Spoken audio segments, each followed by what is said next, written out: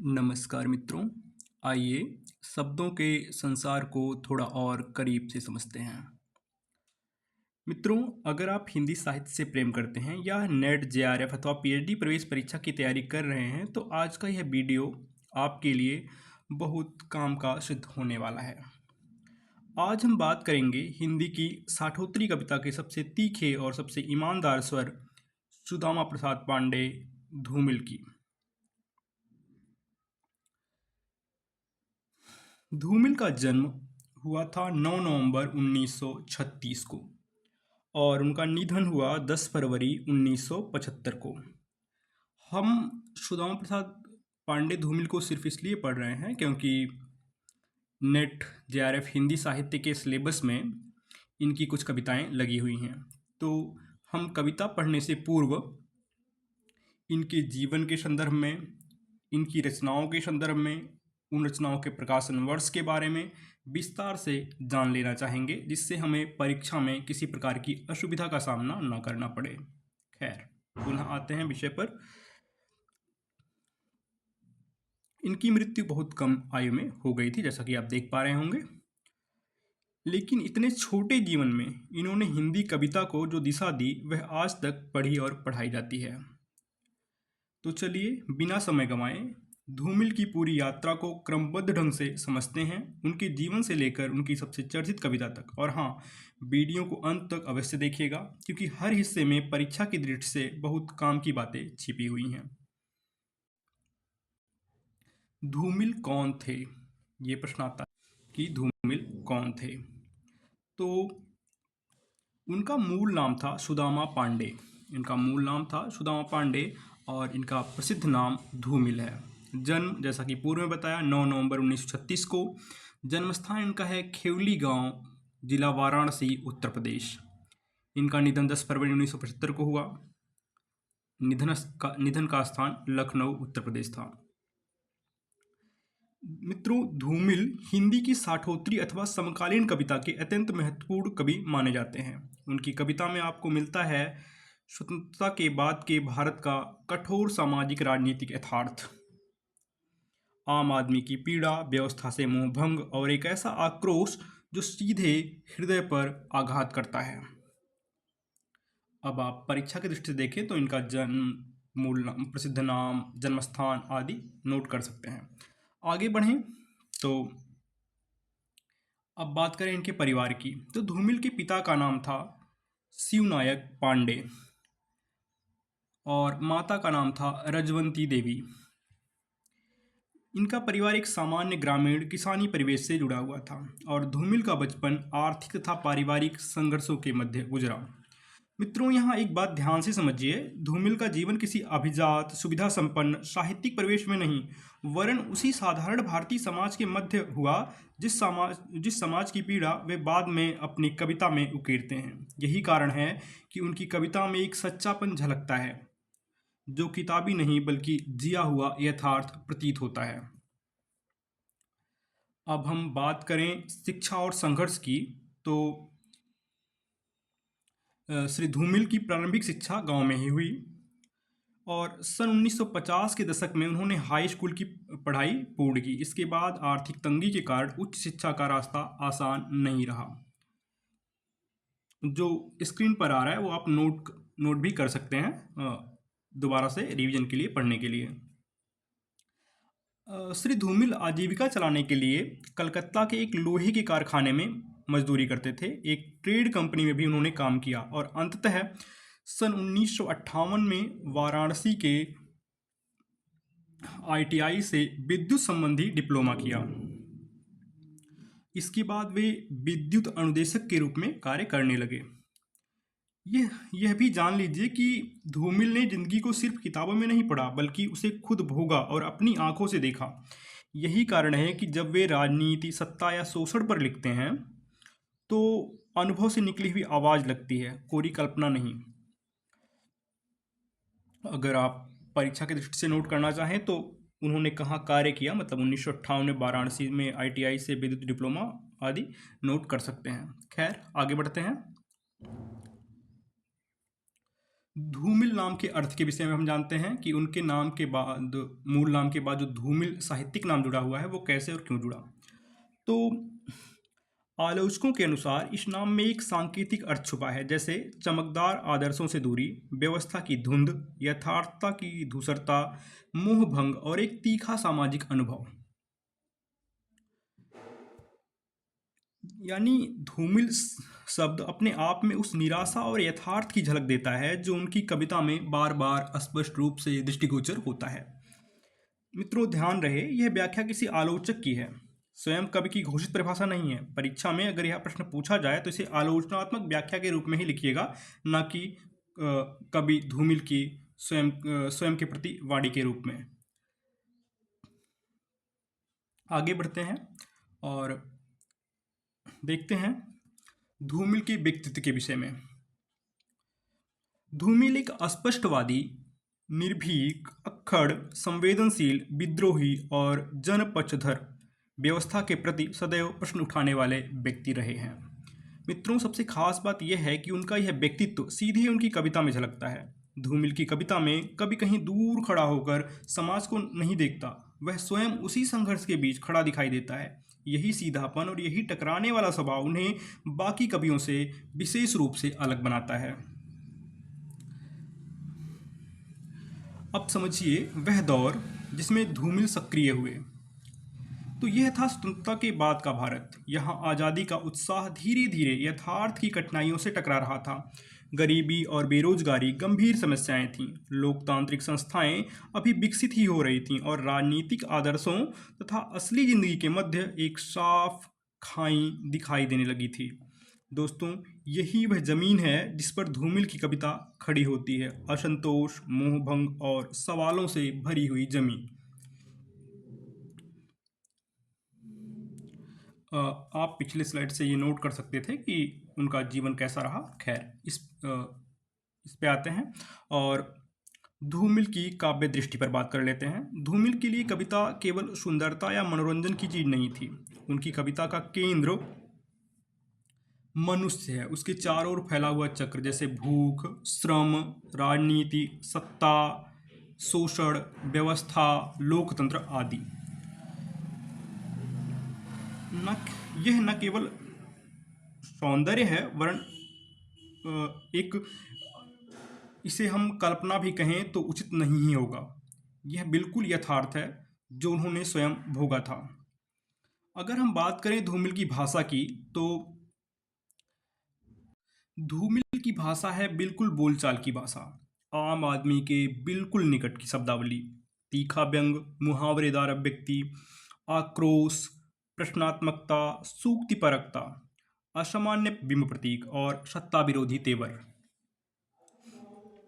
मित्रों, सीधे शब्दों में अगर कहें तो धूमिल ने कविता की भाषा को आम आदमी की आम जिंदगी की भाषा के बेहद करीब लाकर खड़ा कर दिया था। उनकी कविता पढ़ते समय ऐसा नहीं लगता कि कोई भारी भरकम साहित्यिक शब्द पढ़ रहे हैं, लगता है जैसे कोई अपने आसपास की सच्चाई सीधे बयां कर रहा है।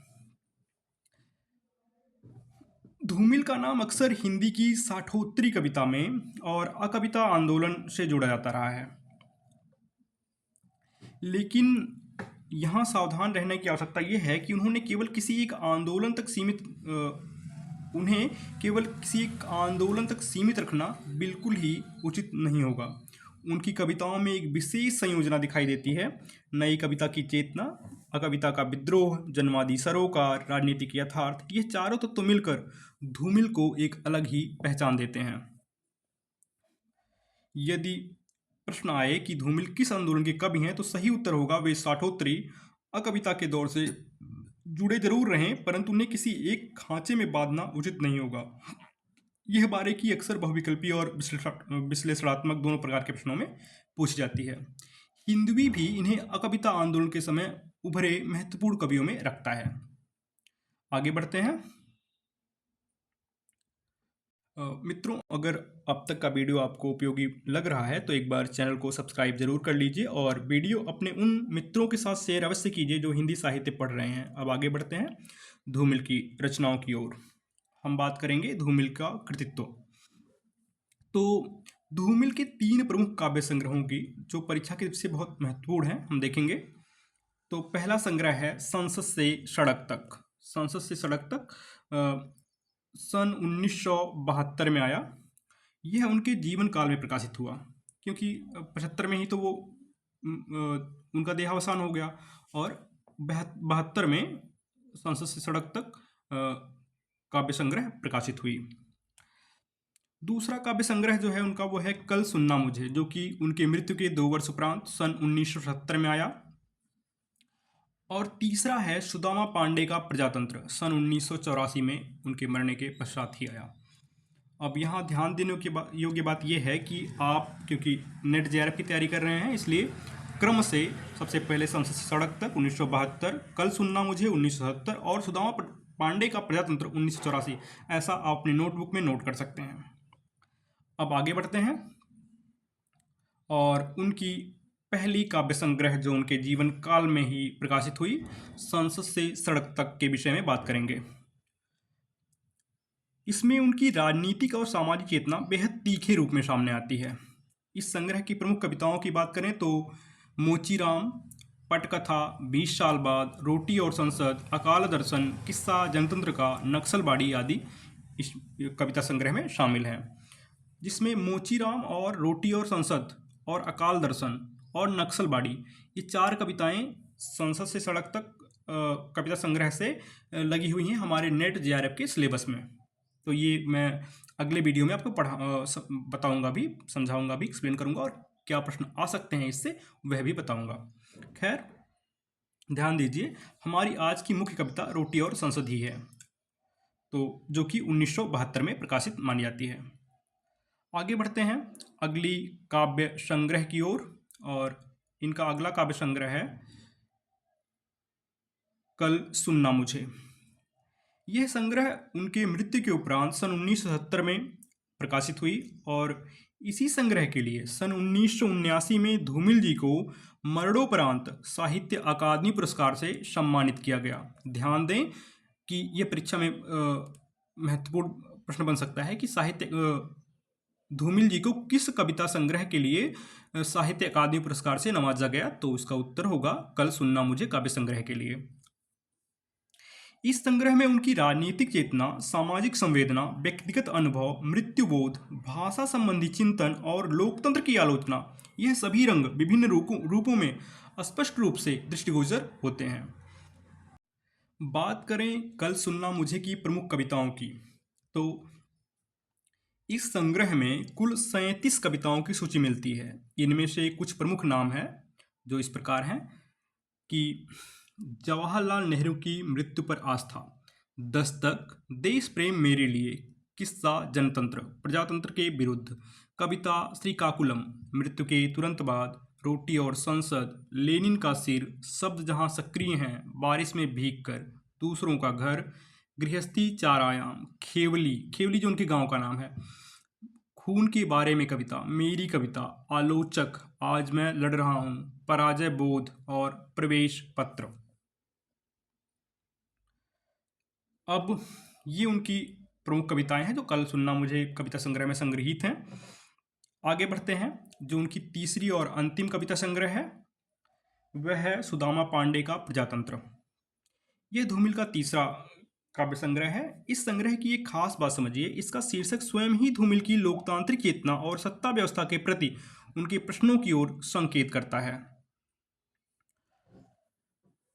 प्रजातंत्र शब्द का प्रयोग करके वे मानो पूछ रहे हों कि क्या यह सचमुच जनता का तंत्र है या नहीं, क्या यह सचमुच जनता का तंत्र है अथवा नहीं। आगे बढ़ें तो इनकी अन्य रचनात्मक विधाओं के बारे में जान लेते हैं, क्योंकि ये सिर्फ कवि ही नहीं थे बल्कि इन्होंने अन्य विधाओं में भी बेहद प्रिय लेखन कार्य किया है। इन्होंने कविता के अतिरिक्त गीत, कहानी, लघुकथा, नाटक, निबंध, आलोचनात्मक टिप्पणियाँ, अनुवाद, पत्र और डायरी, इन सभी विधाओं में भी अच्छा कार्य किया है। इनकी 7 कहानियाँ और दर्जन भर से अधिक निबंध विभिन्न पत्र पत्रिकाओं में प्रकाशित हुए, और इन्होंने अनुवाद तथा नाट्य लेखन में भी विशेष योगदान दिया।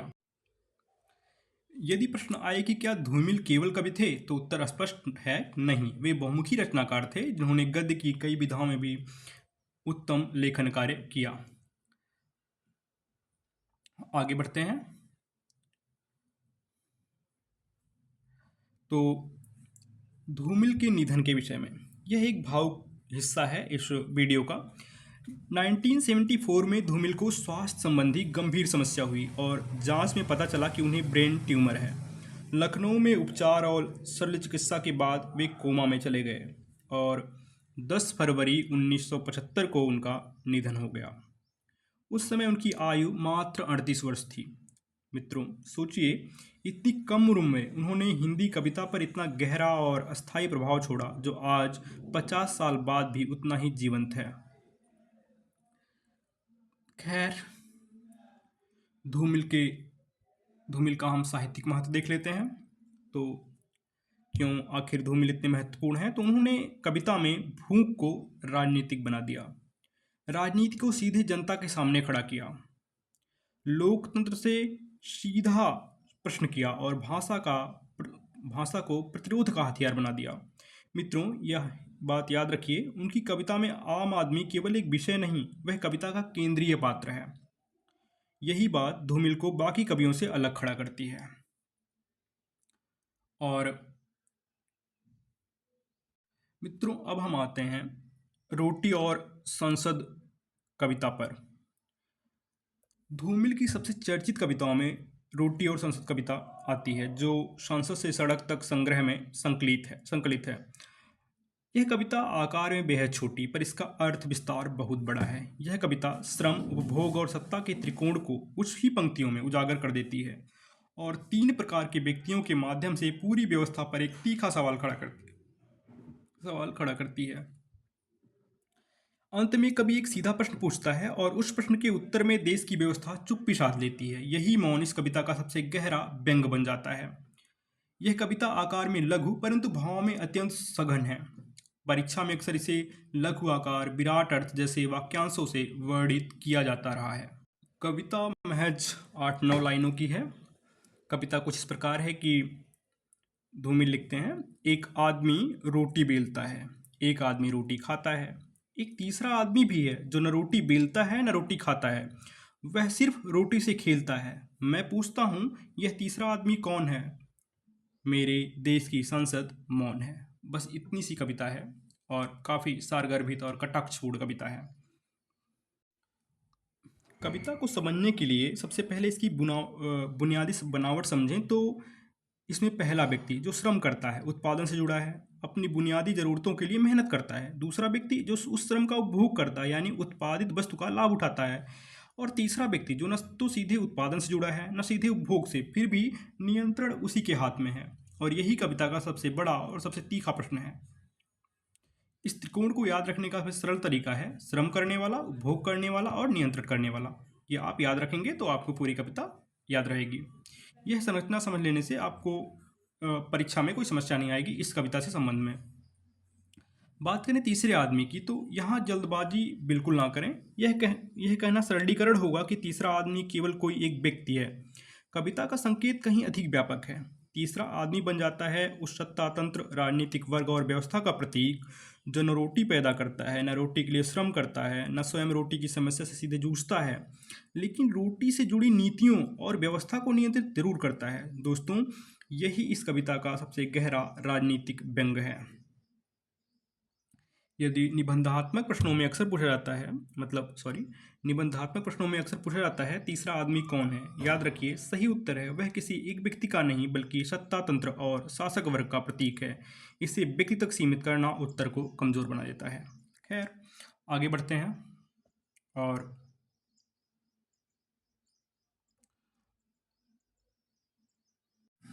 बात करते हैं रोटी के प्रतीक की। तो रोटी यहाँ केवल भोजन नहीं है, रोटी है भूख, जीवन, श्रम, आजीविका, आर्थिक सुरक्षा और अस्तित्व, गरीबी की बुनियादी आवश्यकता और श्रम का सीधा परिणाम। इसलिए मित्रों, सूत्र रूप में याद रखिए, रोटी पर नियंत्रण इज इक्वल टू जीवन की बुनियादी स्थितियों पर नियंत्रण। और संसद यहाँ केवल एक इमारत नहीं है, यह प्रतिनिधित्व करती है लोकतंत्र का, सत्ता का, राजनीति का, कानून निर्माण का, जनप्रतिनिधित्व का और पूरी राज्य व्यवस्था का।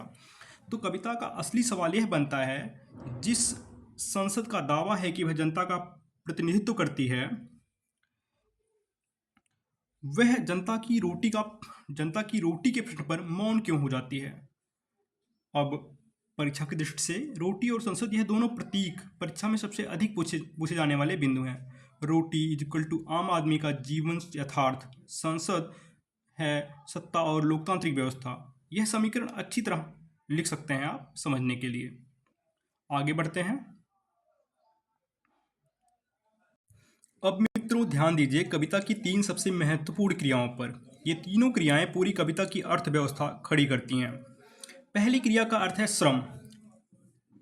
यह वह प्रक्रिया जिससे रोटी बनती है। दूसरी क्रिया का अर्थ है उपभोग, रोटी का इस्तेमाल करना। और तीसरी क्रिया का अर्थ है सत्ता द्वारा जीवन की बुनियादी जरूरत के साथ किया गया खिलवाड़, यानी ना मेहनत ना जरूरत फिर भी नियंत्रण। यह तीनों क्रियाएं बहुविकल्पीय प्रश्नों में अक्सर पूछी जाती हैं कि किस क्रिया का क्या भाव है। श्रम, उपभोग और सत्ता का खिलवाड़। इस क्रम को सदैव याद रखिए परीक्षा के लिए। अब आते हैं कविता में वर्गीय संकेत के विषय में जानने के लिए। तो इस कविता को एक वर्गीय दृष्टिकोण से भी समझा जा सकता है। पहला वर्ग है श्रम करने वाला, किसान मजदूर। दूसरा वर्ग है उपभोग करने वाला, जो उत्पादित वस्तु का लाभ उठाता है। और तीसरा वर्ग है सत्ता और राजनीतिक व्यवस्था से जुड़ा वर्ग, जो रोटी के प्रश्न को अपनी राजनीतिक हितों के अनुसार नियंत्रित करता है।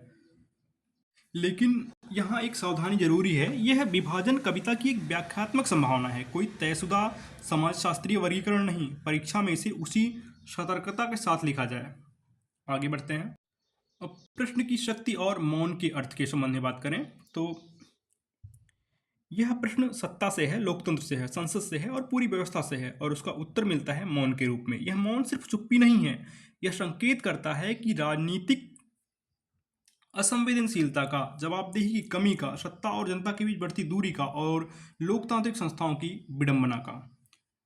मौन इस कविता का सबसे शक्तिशाली प्रतीक है। यदि निबंधात्मक प्रश्न पूछा जाए, जैसे कि किसी भी यूनिवर्सिटी के एग्जाम में या फिर असिस्टेंट प्रोफेसर के एग्जाम में, तो कविता का व्यंग किस बिंदु पर चरम पर पहुंचता है, तो उसका उत्तर है जहां प्रश्न के बाद व्यवस्था मौन हो जाती है। धूमिल का व्यंग सीधा और तीखा है। वे लंबा चौड़ा राजनीतिक भाषण नहीं देते, वे केवल 3 भूमिकाएं सामने रखते हैं। एक सीधा प्रश्न खड़ा कर देते हैं, और यही सरलता इस कविता को इतनी धारदार बना देती है। भाषा की बात करें तो यह एक सरल, सहज बोलचाल की, बिल्कुल संवादात्मक, व्यंग्यात्मक और अत्यंत संक्षिप्त, मतलब 9 लाइन में कुछ ही शब्दों में पूरी कविता इनकी संपन्न हो जाती है। भाषा बहुत संक्षिप्त है पर अर्थ इसके बहुत व्यापक हैं, और यही विशेषता है धूमिल जी की। आगे बढ़ते हैं। रोटी, संसद, केंद्रीय द्वंद्व। तो एक तरफ है रोटी जिसका जुड़ाव है भूख से, श्रम से, जीवन से, किसान मजदूर से, आवश्यकता से और आम जनता से। दूसरी तरफ है संसद जिसका जुड़ाव है राजनीति से, सत्ता से, व्यवस्था से, जनप्रतिनिधियों से, निर्णयों से, शासन व्यवस्था से। दोस्तों, कविता का केंद्र सत्ता नहीं बल्कि रोटी है, और यही इस कविता की सच्चे अर्थों में जन पक्षधर बनाता है। यह तुलनात्मक तालिका जो अभी आपके स्क्रीन पर दिख रही है, रोटी बनाम संसद, निबंधात्मक उत्तर लिखने के लिए बहुत महत्वपूर्ण साबित हो सकती है। अतः कृपया इसे इसी तरह से अपनी नोटबुक में उतार लें, लाभकर होगा। अब आज के संदर्भ में हम प्रासंगिकता की बात करें तो सवाल आज भी उतना ही प्रासंगिक है, क्योंकि लोकतंत्र का असली मकसद केवल संस्थाएं बनाना नहीं बल्कि नागरिक का जीवन बेहतर बनाना है। आज भी हम खुद से पूछ सकते हैं, क्या राजनीतिक विमर्श आम आदमी की बुनियादी जरूरतों से जुड़ा है? क्या आर्थिक असमानता कम हुई है? क्या श्रम करने वाले को उचित सम्मान मिलता है? परंतु दोस्तों, एक सावधानी जरूर बरतिए। इस कविता को सीधे आज की राजनीति का बयान मत मानिए। यह कविता के प्रश्न को आज के संदर्भ में फिर से पढ़ने जैसा है, कोई सीधी राजनीतिक टिप्पणी नहीं है। यदि हम इस कविता का समग्र मूल्यांकन करना चाहें तो इस कविता का कथ्य है भूख, श्रम और सत्ता का संबंध, प्रतीक है रोटी और संसद, व्यंग है राजनीतिक व्यवस्था की विसंगतियों पर, भाषा है सहज और तीखी, शिल्प है संक्षिप्तता और प्रश्नात्मकता, संवेदना है जन पक्षधरता और दृष्टि है राजनीतिक सामाजिक यथार्थ की। कथ्य, प्रतीक, व्यंग, भाषा, शिल्प, संवेदना और दृष्टि। किसी भी कविता की समीक्षा लिखने का सबसे मानक ढांचा है। यदि आप किसी कविता की समीक्षा लिख रहे हैं तो कथ्य, प्रतीक, व्यंग, भाषा, शिल्प, संवेदना, दृष्टि, ये इन बिंदुओं को आधार बनाकर आप अपनी कविता लिखें या अपनी समीक्षा लिखें तो ये एक मानक रूप होगा।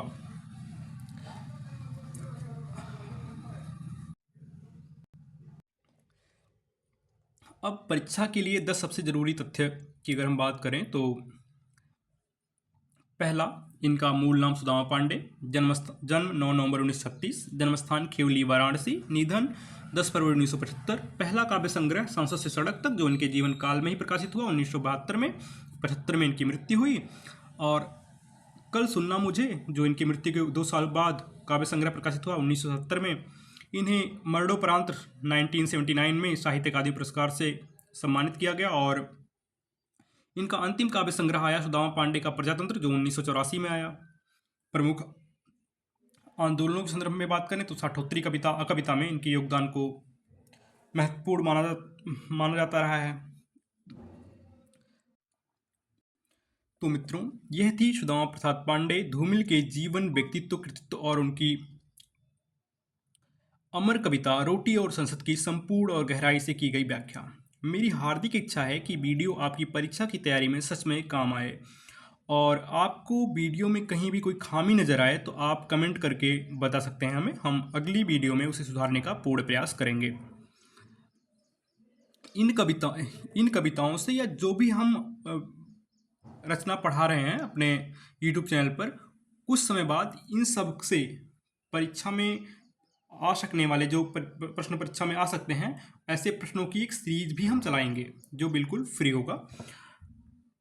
धूमिल की इस कविता की बात करें पुनः तो इस कविता के पीछे छुपे उस दर्द और उस सवाल को भी महसूस कर पाएँ आप, ऐसा मेरा प्रयत्न रहता है और रहेगा भी। आज भी हमारे समाज से बहुत कुछ पूछा जाना बाकी है जो इस प्रकार के कवि पूछते रहे हैं। अगर यह वीडियो आपको पसंद आया हो तो कृपया इसे लाइक कीजिए, अपने साथियों तक शेयर कीजिए, और अभी तक इस चैनल को यदि आपने सब्सक्राइब नहीं किया है तो ज़रूर कर लीजिए, ताकि हिंदी साहित्य की ऐसी ही गहरी और परीक्षा उपयोगी चर्चाएं आप तक लगातार पहुंचती रहें। धन्यवाद।